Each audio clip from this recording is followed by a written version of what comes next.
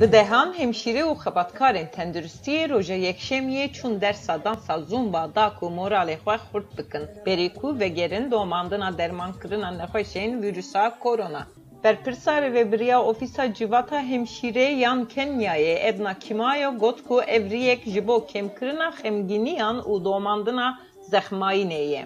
Nêzî pêncî xebatkarên tenduristiyê yên bi maskeyan û rêgeza durahiya cîvakî dişopandin serê sibêha roja yekşemiyê nêzîkî bo du demjimmaran dans û dua kirin.